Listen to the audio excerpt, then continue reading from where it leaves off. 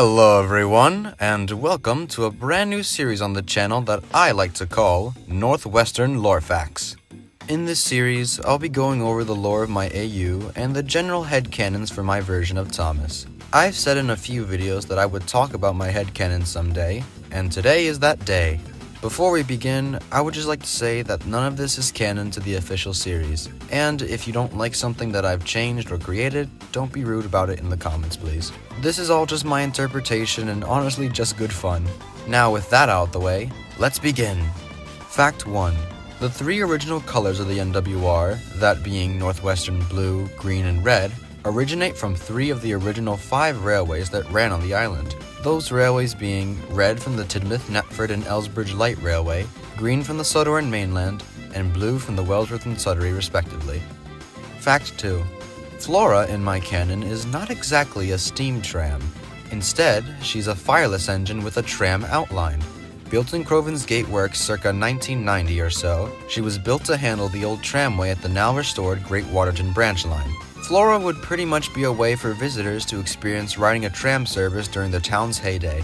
Besides handling the tramway though, Flora on some occasions will be taken up to Vickerstown by another engine to the Transportation Museum there to handle special trains.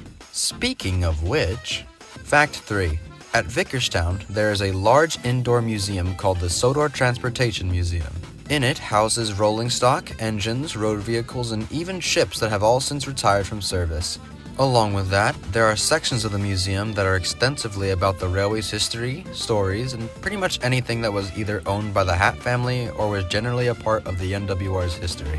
I'll probably go more into detail of the museum another day, particularly the engines that live there. Fact 4. In the early days of Sodor, the cement works had a railway all of its own.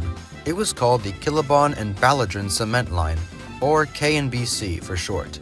This is where you'll find the waste dump, that one station from Magic Railroad, along with a few other stations here and there. And of course, the cement works itself. 4 engines ran the line, with 2 that worked at the cement works. Although one was shipped off to work at the China Clay Company at Brendam when it was in need of another engine for cheap.